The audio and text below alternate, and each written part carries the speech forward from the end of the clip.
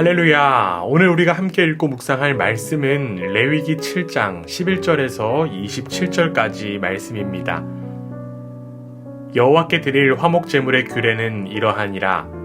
만일 그것을 감사함으로 드리려면 기름 섞은 무교병과 기름 바른 무교 전병과 고운 가루에 기름 섞어 구운 과자를 그 감사 제물과 함께 드리고 또 유교병을 화목제의 감사 제물과 함께 예물로 드리되 그 전체의 예물 중에서 하나씩 여호와께 거제로 드리고 그것을 화목제에 피를 뿌린 제사장들에게로 돌릴지니라. 감사함으로 드리는 화목제물의 고기는 드리는 그 날에 먹을 것이요 조금이라도 이튿날 아침까지 두지 말 것이니라. 그러나 그의 예물의 제물이 서원이나 자원하는 것이면 그 제물을 드린 날에 먹을 것이요 그 남은 것은 이튿날에도 먹되 그 제물의 고기가 셋째 날까지 남았으면 불사를 지니 만일 그 화목 제물의 고기를 셋째 날에 조금이라도 먹으면 그 제사는 기쁘게 받아들여지지 않을 것이라. 드린 자에게도 예물답게 되지 못하고 도리어 가증한 것이 될 것이며 그것을 먹는 자는 그 죄를 짊어지리라. 그 고기가 부정한 물건에 접촉되었으면 먹지 말고 불사를 것이라. 그 고기는 깨끗한 자만 먹을 것이니 만일 몸이 부정한 자가 여호와께 속한 화목 제물의 고기를 먹으면 그 사람은 자기 백성 중에서 끊어질 것이요 만일 누구든지 부정한 것 곧 사람의 부정이나 부정한 짐승이나 부정하고 가증한 무슨 물건을 만지고 여호와께 속한 화목 제물의 고기를 먹으면 그 사람도 자기 백성 중에서 끊어지리라. 여호와께서 모세에게 말씀하여 이르시되 이스라엘 자손에게 말하여 이르라. 너희는 소나 양이나 염소의 기름을 먹지 말 것이요 스스로 죽은 것의 기름이나 짐승에게 찢긴 것의 기름은 다른 데는 쓰려니와 결탄코 먹지 말지니라. 사람이 여호와께 화제로 드리는 제물의 기름을 먹으면 그 먹는 자는 자기 백성 중에서 끊어지리라. 너희가 사는 모든 곳에서 새나 짐승의 피나 무슨 피든지 먹지 말라. 무슨 피든지 먹는 사람이 있으면 그 사람은 다 자기 백성 중에서 끊어지리라.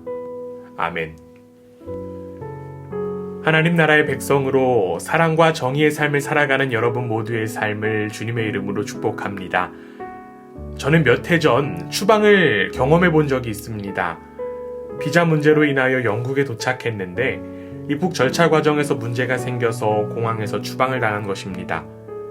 저는 추방이라고 하는 이 경험을 통해 박탈과 상실을 경험했었습니다. 그나마 돌아갈 나라가 있다는 그 사실에 위안이 되었지만 다시는 경험하고 싶지 않은 그 경험이었습니다. 오늘 우리가 함께 읽고 묵상한 레위기 본문에서도 추방에 대한 구절들이 나옵니다. 20절 말씀입니다. 만일 몸이 부정한 자가 여호와께 속한 화목 제물의 고기를 먹으면 그 사람은 자기 백성 중에서 끊어질 것이요. 여기에 자기 백성 중에서 끊어지리라 라고 하는 이 구절은 방금 읽은 20절뿐만 아니라 21절과 25절 그리고 27절에 반복되어 나옵니다. 여기에 끊어진다 라고 하는 것은 하나님의 처벌을 뜻합니다. 특별히 백성 중에서 끊어짐에 대한 부분이 나오는데 이는 백성들 사이에서의 추방됨을 의미합니다. 이스라엘은 하나님께서 택하신 제사장 나라이고 거룩한 백성입니다. 그렇기 때문에 단지 공동체 일원에서 추방되는 것을 의미하는 것이 아니라 하나님의 언약으로부터의 추방을 의미하는 것입니다. 오늘 본문은 화목제에 대한 추가 규정에 대한 내용을 담고 있습니다. 우리가 앞서 레위기 3장에서 살펴보았듯이 화목제는 평화의 제사입니다. 하나님과 평화를 누리는 제사일 뿐만 아니라 사람을 향한 평화를 지향하는 제사가 바로 화목제입니다. 그렇기 때문에 화목제의 제물을 하나님과 제사장 그리고 제사를 지낸 사람과 그 가족이 함께 먹을 수 있다라고 하는 특징을 가지고 있습니다. 그런데 사람들과 나누는 이 평화의 음식을 나누는 것, 제멋대로 해서는 결코 안 된다라고 하는 것이죠.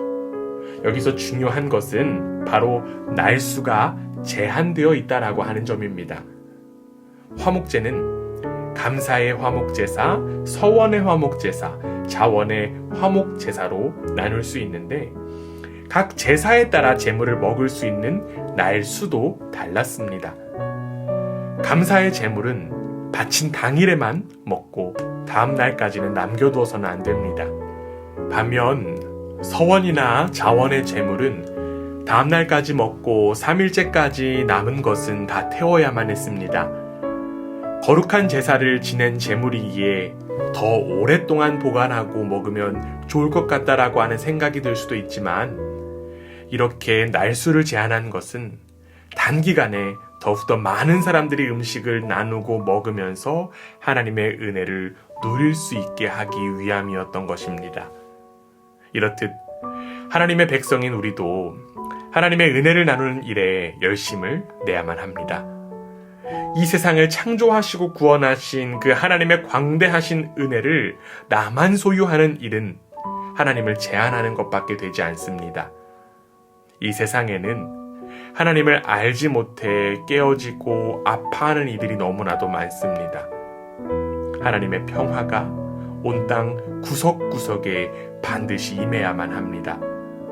하나님의 사랑과 은혜를 흘려보내는 그 통로로 우리를 부르셨음을 기억하고 그 부르심에 순종하며 은혜를 나누는 복된 삶이 되기를 주님의 이름으로 간절히 원합니다.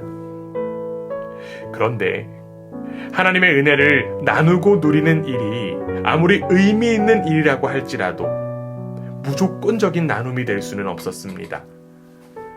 화목제를 드린 사람이 고기를 성막 밖으로 가져가서 먹을 때 성막 바깥으로 가지고 나가는 그 과정에서 고기가 부정한 것에 접촉되면 그 고기는 즉시 소각을 해야만 했습니다.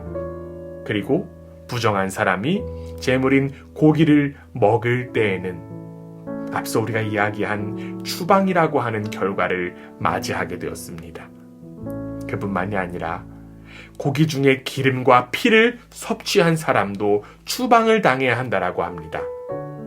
평화의 제사인 이 화목제가 왜 이렇게 끔찍한 결과를 이야기하는 것일까요? 바로 그 화목제의 중심에 거룩하신 하나님께서 계시기 때문입니다.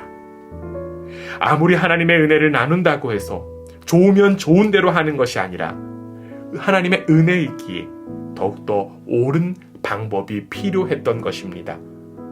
아무리 큰 은혜와 아무리 큰 축복이어도 불순종과 만나면 이는 추방이라고 하는 끔찍한 심판을 경험하게 됩니다. 하나님 나라에서 추방된다라고 하는 그 심판에 경각심을 가져야만 합니다. 이제는 자기 만족을 위한 제멋대로의 신앙이 아니라 하나님 앞에서 겸손과 순종으로 나아가는 발걸음이 되기를 원합니다. 그 발걸음을 평화의 하나님께서 반드시 함께 하십니다. 아멘.